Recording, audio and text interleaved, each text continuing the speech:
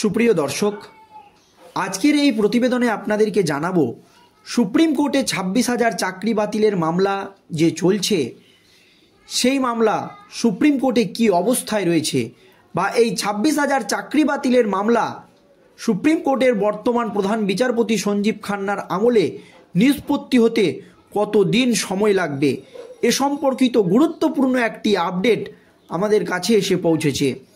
দর্শক, আপনারা জানেন সুপ্রিম কোর্টের প্রধান বিচারপতি DY চন্দ্রচূড়ের আমলে এই 26,000 চাকরি বাতিলের মামলা শুরু হয়েছিল। কারণ কলকাতা হাইকোর্টের একটি মাত্র নির্দেশে এই রাজ্যের দুর্নীতির জন্য 25 থেকে 26,000 শিক্ষক শিক্ষিকার চাকরি বাতিল হয়ে যায়, যার মধ্যে ছিল অযোগ্য শিক্ষক শিক্ষিকা এবং যোগ্য শিক্ষক শিক্ষিকা, যা নিয়ে নানান রকম মতবিরোধ তৈরি হয়। আর কলকাতা হাইকোর্টের সেই রায়কে চ্যালেঞ্জ করে লোকসভা নির্বাচন চলাকালীন রাজ্য সরকার, SSC এবং আরও একাধিক শিক্ষক সংগঠনগুলি সুপ্রিম কোর্টের দ্বারস্থ হয়।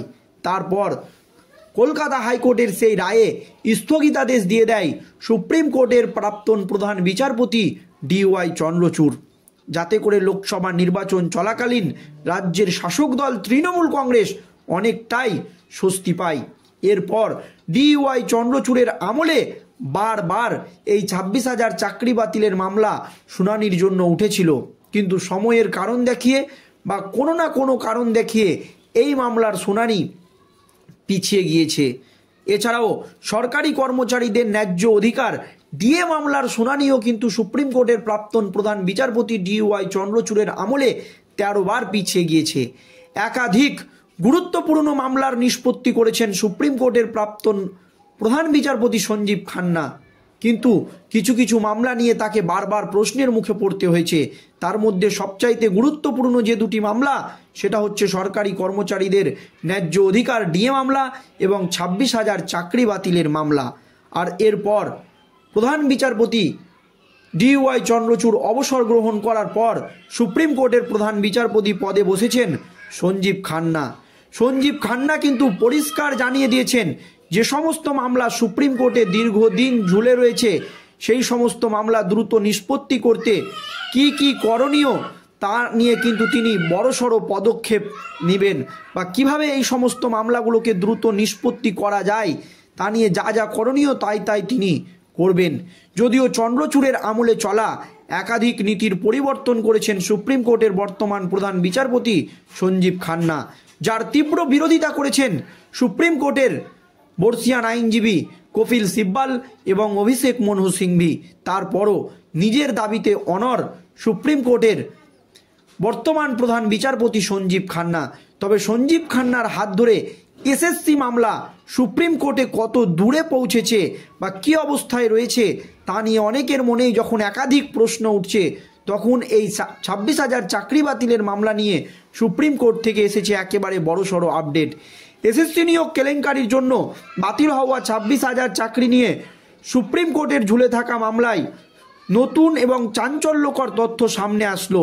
বহুবার শুনানি পিছিয়ে যাওয়ার পর আবারও এই মামলার শুনানির তারিখ ফের পিছিয়ে দেওয়া হয়েছে।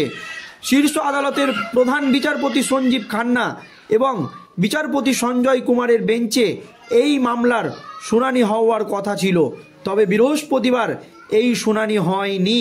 পরবর্তী শুনানির দিন ধার্য করা হয়েছে 12ই ডিসেম্বর। 2016 সালে SSC নিয়োগ দুর্নীতির অভিযোগে কলকাতা হাইকোর্টে 18ই এপ্রিল গোটা প্যানেল বাতিল করা হয়। এর ফলে এক ধাক্কায় 26,000 মানুষ চাকরি হারান। এই রায়ের বিরুদ্ধে রাজ্য সরকার, SSC এবং মধ্যশিক্ষা পর্ষদ সুপ্রিম কোর্টের দ্বারস্থ হয়েছিল। সুপ্রিম কোর্ট আপাতত চাকরিগুলি বহাল রাখলেও দুর্নীতি প্রমাণ হলে চাকরি যাবে ভুয়া শিক্ষকদের, এমনকি প্রাপ্ত বেতন সুদ সহ ফেরত দিতে হবে ভুয়ো শিক্ষকদের, এই নির্দেশিকা জারি করে রেখেছে।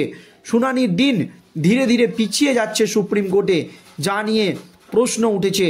সূত্রের খবর অনুযায়ী গত কয়েক মাসে বারবার এই মামলার শুনানি পিছিয়ে গিয়েছে।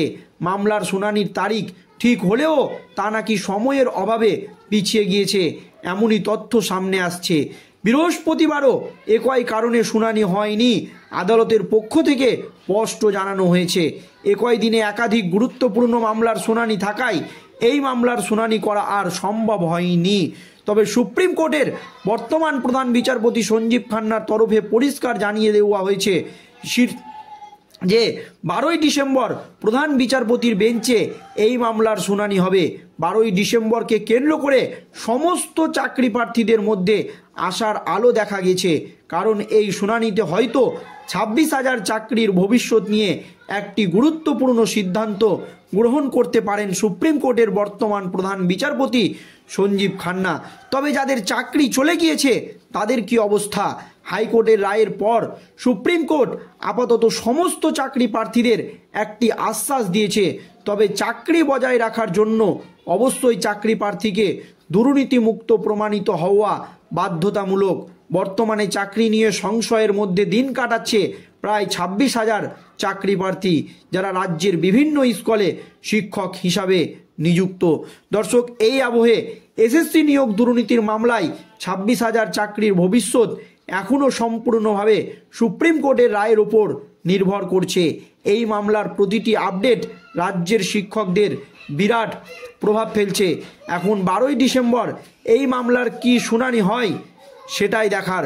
কিন্তু সুপ্রিম কোর্টের তরফ থেকে পরিষ্কার জানিয়ে দেওয়া হয়েছে, যারা ভুয়ো শিক্ষক বা যারা যোগ্যভাবে চাকরি পাননি সেটা যদি প্রমাণিত হয় তাদেরকে কিন্তু সুদ সহ বেতন ফেরত দিতে হবে।